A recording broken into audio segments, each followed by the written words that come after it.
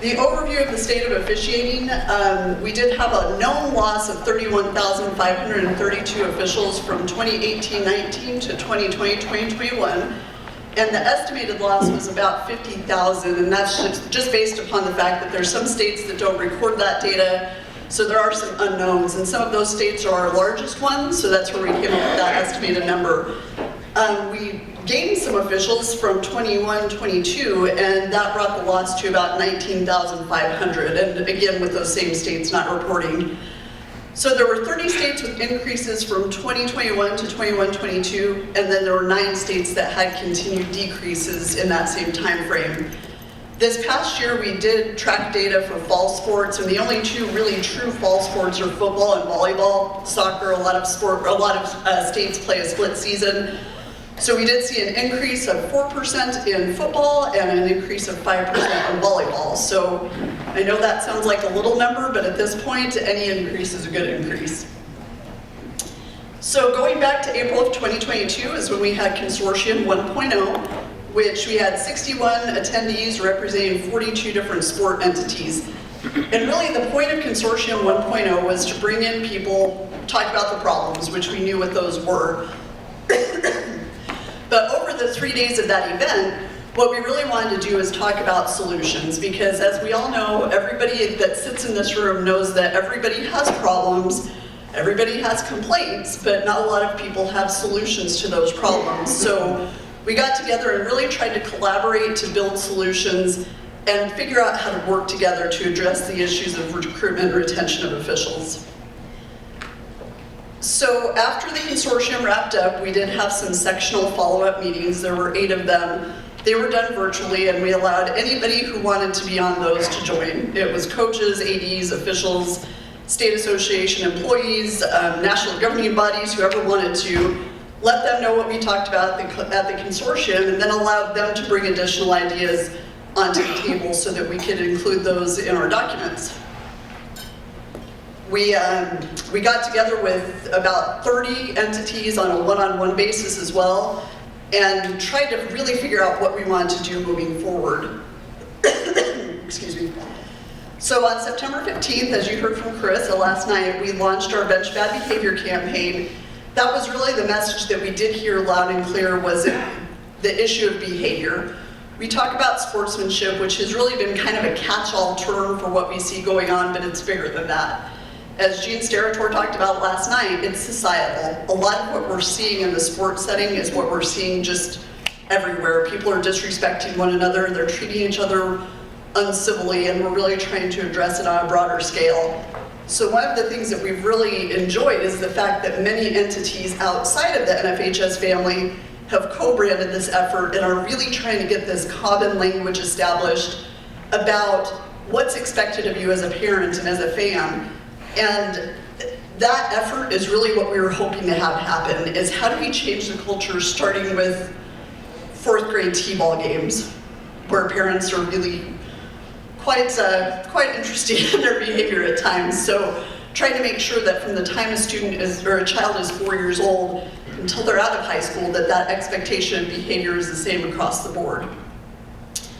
The day after Bench Bad Behavior came out, we did release our recruitment and retention strategies, which was everything we had learned from April until September 15th about how to fix the problems. So we have a document that we've sent out to state associations and to everybody who is at Consortium 1.0 that goes over all of the information from the sectional meetings, the one-on-one follow-ups, and really has the ideas as far as what you can do within your organization to implement ideas that work.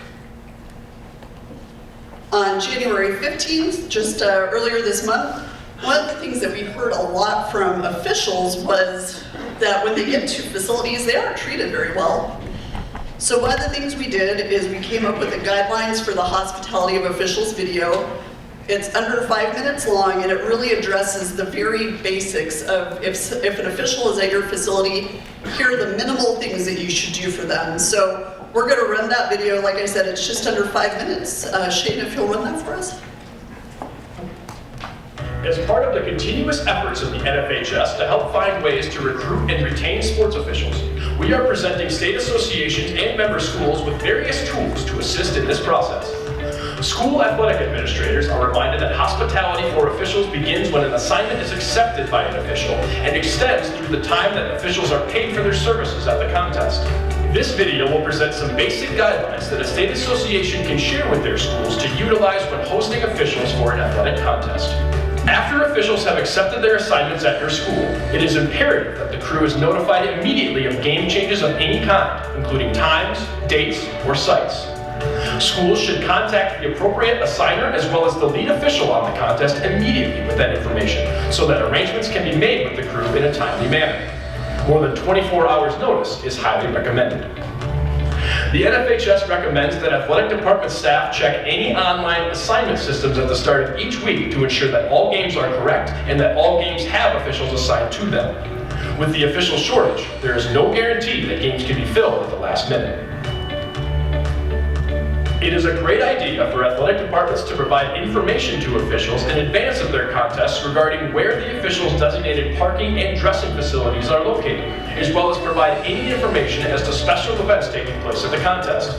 These events can include homecoming events, senior nights, or other events that are not normally part of the contest. Host schools should ensure that the athletic director, gym master, or other designee is available to greet contest officials and show them to their dressing facilities upon arrival to your school. In addition, make sure that officials have a secure place to dress in prior to the contest and to convene in at halftime or between games, regardless of the sport. It is also imperative that the individual who has the keys to the official's dressing area is present at halftime, in between games, or at the end of the contest to let officials into their safe haven. Too many times, negative situations can arise when officials are left stranded outside of their dressing room. A new practice that some schools have implemented is using student activities groups, such as student councils or spirit groups, to serve as officials ambassadors. Schools can have these students escort the officials around your school from arrival to departure and assist them as guests in your home. Provide the officials with the name of a supervisor for that contest and where that individual can be found in the event a challenging or volatile situation occurs, or in case they need something pertaining to the facility or table crew. Officials should be made aware of the location of athletic trainers or paramedics present at the contest. It is the responsibility of game management to monitor the behavior of spectators and to ensure that everyone is behaving in a manner in accordance with standards of sportsmanship expected in interscholastic contests. Game management should take care of any incident that occurs in the stands.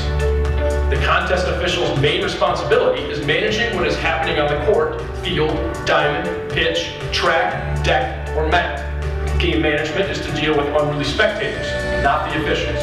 Make sure that all game site staff are aware of their roles in handling situations with spectators. After the contest, make sure that the officials arrive safely to their dressing facilities and provide a security guard or an escort for officials to get to their vehicles. It is imperative that officials are safe from arrival to departure at your school. It does not matter if the game occurred without incident. Officials should have a school representative with them to prevent situations from occurring. Make refreshments available for contest officials before, during, and after the contest. Access to water is a minimum requirement. Timely payment of officials is expected after they have provided a service at your school. If there is a reason why payment is being delayed, please communicate that to the crew and the website. We hope that these guidelines have been helpful for you. We encourage you to have a healthy partnership with officials to ensure that the contest is an educational environment for players, coaches, and fans. The best way to approach hospitality for officials is to remember that athletic administrators, coaches, players, and officials are all part of the same interscholastic family. If most schools treat officials like family and greet them at the door, offer them something to eat or drink, provide them a safe place to stay for a couple of hours, and then make sure they get safely on the road, they can't go wrong. Officials don't need to have a red carpet rolled out for them, but it sure is nice to see the proverbial welcome mat when they arrive on site for their games. Thank you for your time and attention, and please let us know how the NFHS can best serve you.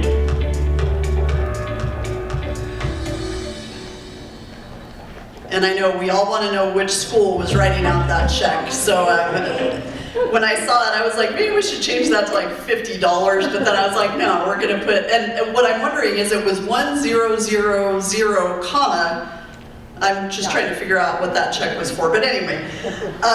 We did release that, and that's available to anybody who wants to use it. So we're really trying to get that in the hands of school athletic directors, of facility hosts, of anybody who has people who come officiate in their facility or at their campus.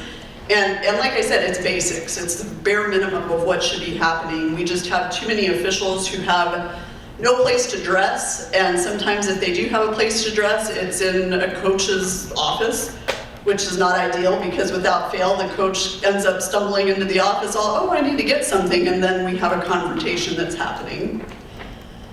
So after the video was released, this brings us to yesterday, today, and tomorrow. We've got Consortium 2.0, where some of you were at Consortium 1.0, and if you were, welcome back.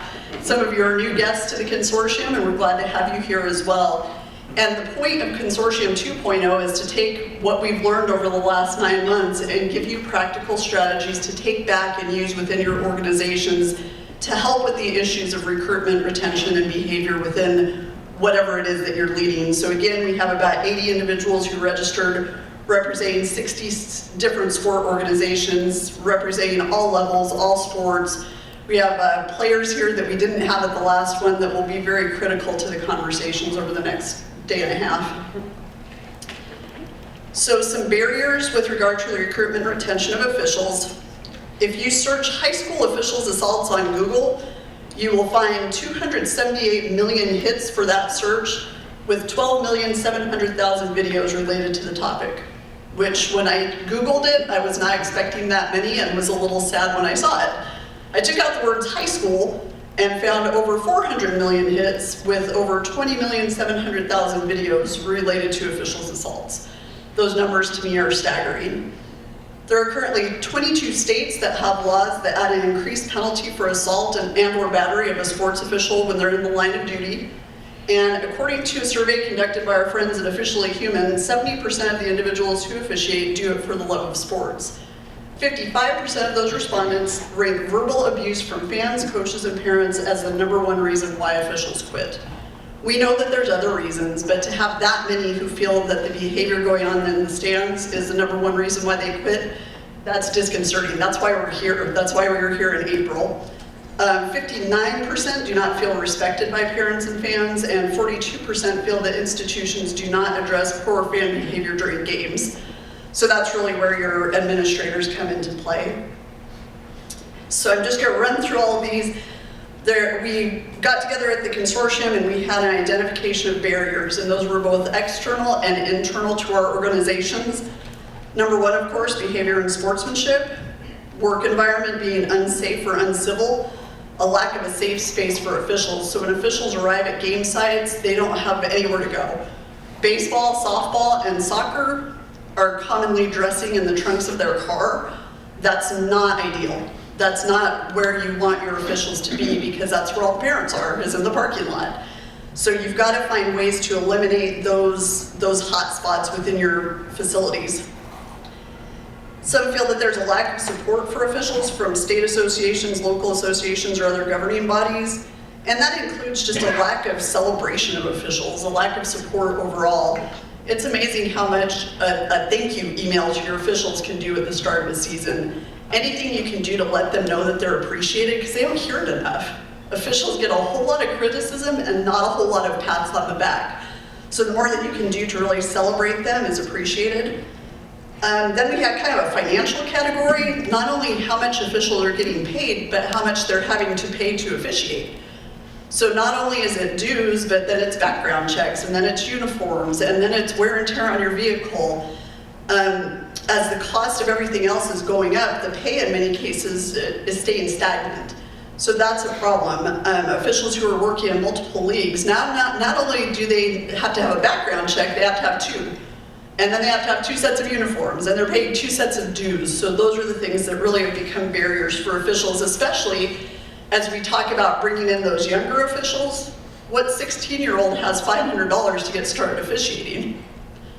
I know I didn't when I was 16. So we've really got to look at some of those. More of those external barriers, the lack of respect for the role of an official and what officials go through to officiate.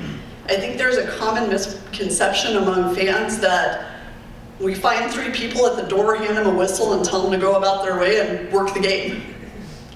Not the case. Officials are out there getting trained, going to classes, going to camps, taking tests, watching film. Nobody understands that behind the scenes work that goes in with officials, and how do we really educate people to understand that and develop that empathy and compassion by coaches, by media. Anybody who's a stakeholder in that game, we need to make sure we're educating them. Lack of support from media as to the decisions of officials. So many times you hear commentators who are just hammering the officials, and the commentators may be dead wrong, but because they have the microphone, people feel like they're the expert. So I'll see it on, and I shouldn't even look at social media when sports are on, but you'll see it all the time where somebody will say, well, even Joe Buck said that they got it wrong. Okay. So what training do commentators have to talk about positioning of officials, or if they got a call right? They don't know. I'm not saying universally, but overall they don't know. But because everybody sees them as the expert, they're going to listen to that. Rules and mechanics variation between levels, scheduling of games. So what we hear a lot of is those 4 o'clock games are just impossible with families, with jobs, and I know that that's hard for schools, but that's why so many times we just can't get coverage for sub-varsity games or fields that don't have lights. Those are all issues that are external barriers. At the club and youth level, a lot of what we heard is there's no game administration present to deal with fan behavior issues. So that's a problem. That's something that really harms officials, especially because so many of the younger officials come in at that youth and club level, and they get kind of thrown to the wolves, and there's no one there to take care of what's going on in the stands with those parents. Varying standards for different organizing groups, unrealistic expectations of officials by coaches, fans. Again, the expectation of perfection. We hear it all the time. As an official, you're expected to be perfect when you show up and get better as the game goes on, which is not realistic. And then social media highlighting bad calls, that's all you see. I have yet to see a Twitter feed that's just celebrating the officials who nailed the calls, which happens more than the bad calls actually take place. Maybe I'll start that Twitter feed, I don't know. So then after talking about the external barriers, we talked about what's going on inside our organizations that may be hurting our officials. Assignment issues. You can see that's kind of a laundry list of possible issues, but really it's the go-to-the-boy system. It's assigning your friends. It's not having meritorious based assignments where you can advance because you're doing everything you're supposed to do. A lack of transparency in the process. Officials can't get better if they don't know how. What is the process? How do you get from C team to JV to varsity? What does that look like? Expectations of officials are not clearly delineated in some cases. The difference between a supervisor and a assigner, and are we training those people who are really assigning the games and we're training officials, or is it just the person who missed the meeting and got assigned because they were gone, which also happens.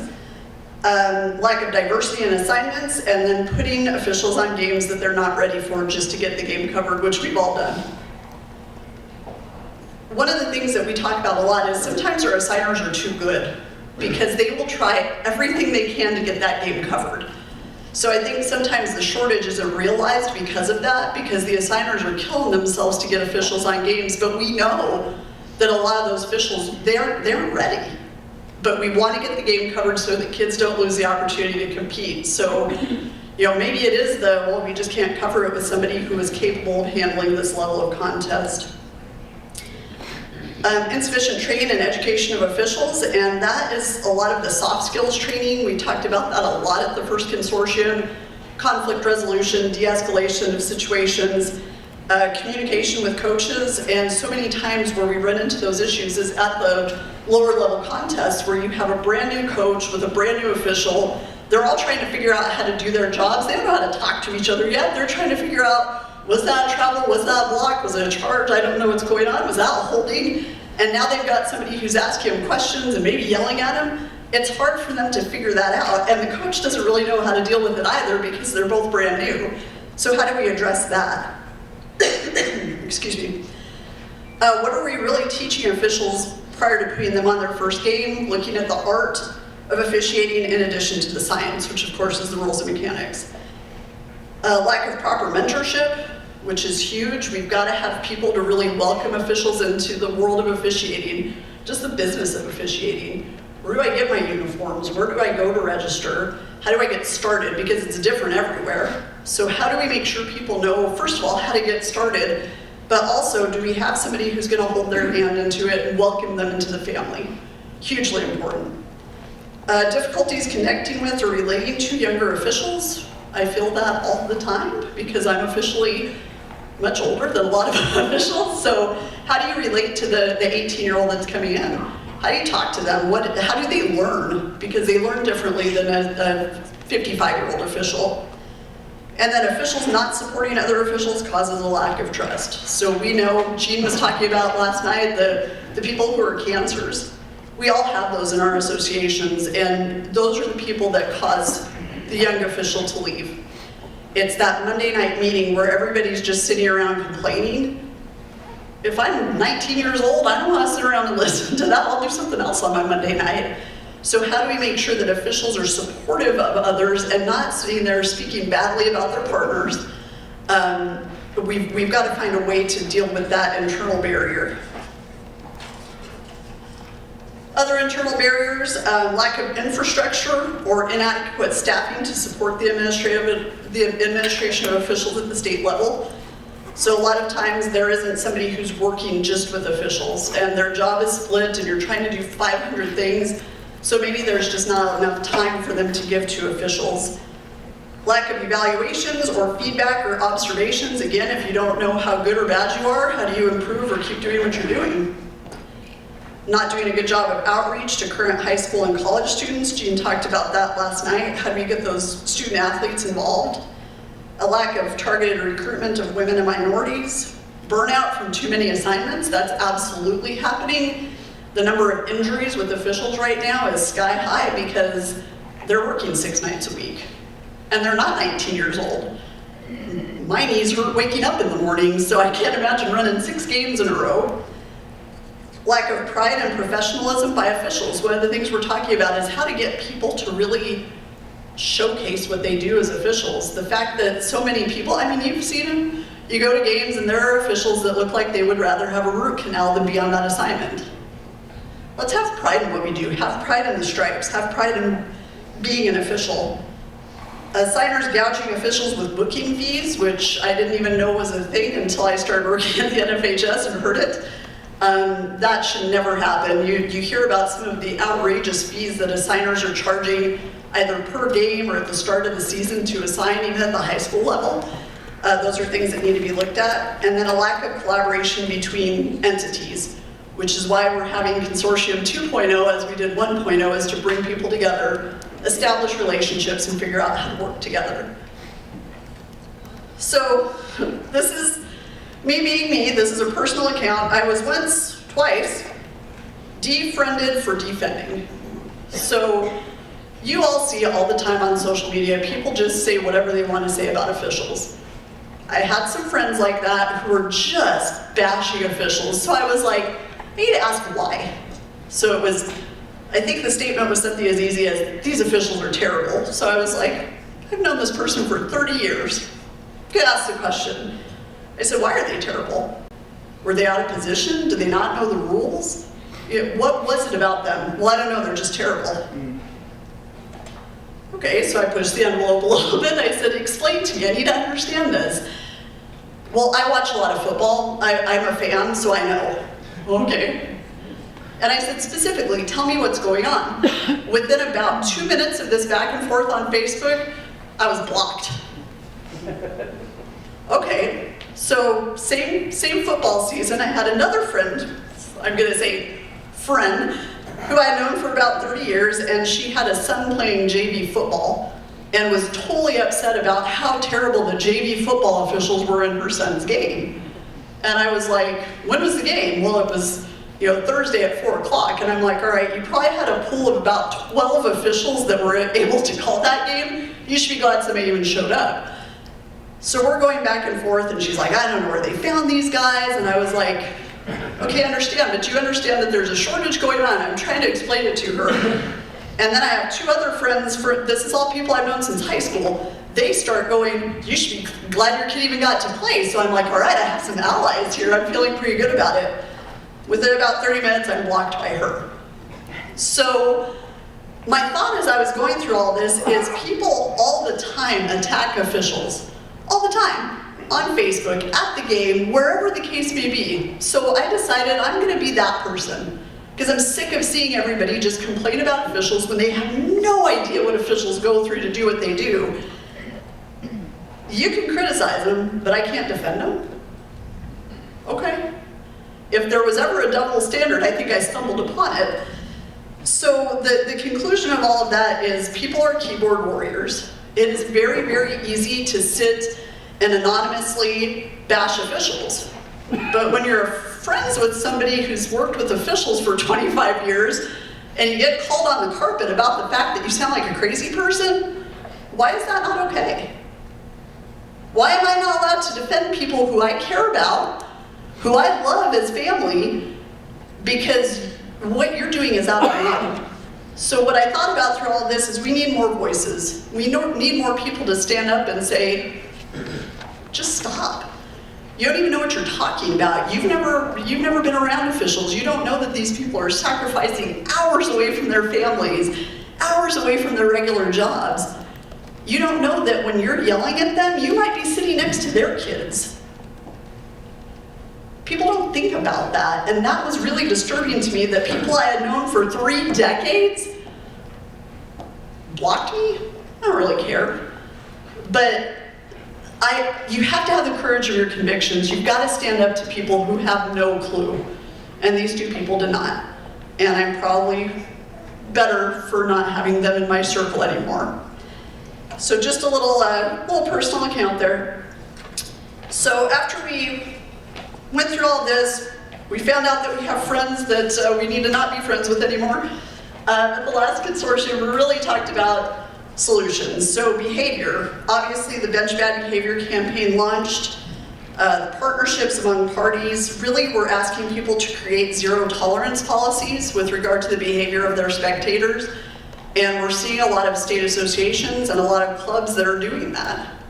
Unfortunately, a lot of times the way we have to discipline parents does affect their kids, which I hate, but nothing else is working.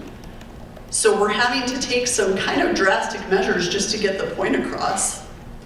PSAs featuring kids. That was something that came out of the last consortium, is their games being affected? Let them be the spokespersons. Let them talk about how they don't want to see people acting nuts at their games. Training administrators and security as to their role and behavior. What goes on in the stands is not the responsibility of officials. And on a lot of the pages that you read where it's fan pages, it's, well, the officials should have done something about that fan. No, they shouldn't have. They can make administration aware of it, but it is not their job to eject people from games. Because now we've got a whole other set of issues in the parking lot. So make sure that security and administration know what to do when that fan is losing their minds. Educating people about the important role officials play, and then training media relative to what they're doing in terms of scrutinizing officials. More solutions, recruitment. One of the things that we're starting here just after February 1st, those of you who are state directors of officials got an email from me asking you to send me the names of people who want to participate in a Why I'm an Official campaign. All the stuff we've talked about with barriers, that's why people don't want to do this. Why do people officiate? Let's hear their personal accounts, let's hear their stories, and let's see that officiating is for everyone. It's for men, it's for women, it's for every race, it's for every walk of life. Why do people do this? Because they love it, and I'm sure we're going to hear that from the people that we're surveying. We're going to do little 60 to 90 second videos that we're putting on social media. We're entering the world of TikTok, which I still don't really know how it works, but we're going to do some of that with the people in our office that know how. And we're really trying to reach that younger generation to talk about all of the good things that come out of officiating. Training younger officials in volume, so many states are starting to have course offerings and curricula for officials at the high school, junior college, and collegiate levels, and we're hoping to see that expand. more targeted recruitment for women and minorities, outreach to high school and college students, outreach to military, including battlefields to ball fields, Wounded Warrior Empire Academy, officiating as a pathway and transferable skills so that people can be lifelong athletes. Jean talked about that last night. There's no other career where you still get to go out and run. As a coach, you're not going to be there in the game in the way an official is. So how to make sure that we're really selling that part of officiating as well. Sharing resources. Trying to find ways to get all the resources in the same place, because right now if you want to become an official, it's a little scattered. So we have our Become an Official campaign where people can go in and fill out that inquiry and we get them connected with the states. More of that so that people know where to go. NASO, they have their Say Yes to Officiating campaign and resources on their website. So there are different ways that we can share resources so that people don't have such a jungle to kind of navigate when they're trying to become an official.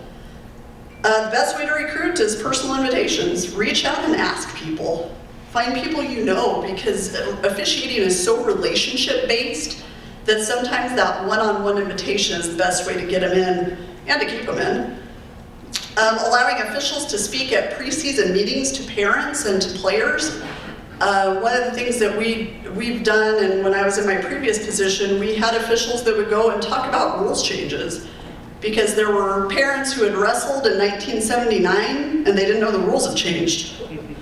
And that's why they're yelling at the officials, because, well, when I wrestled, that's not what we did. Well, things change, rules evolve. So how do we educate those parents?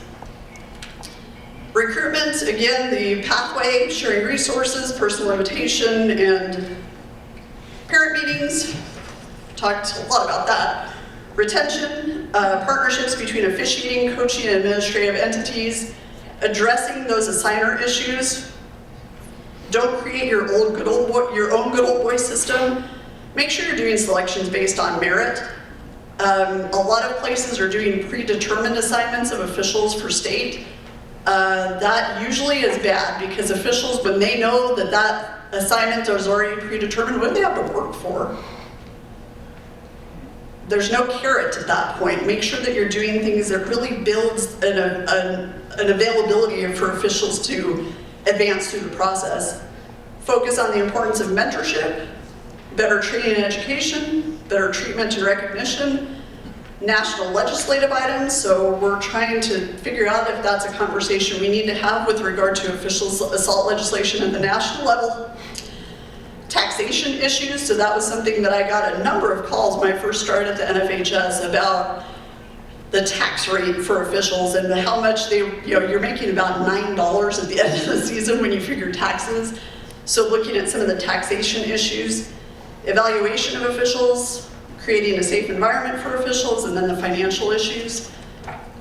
Incentives for officials who continually give back. We have a tendency to ask the same people to help us over and over and over again.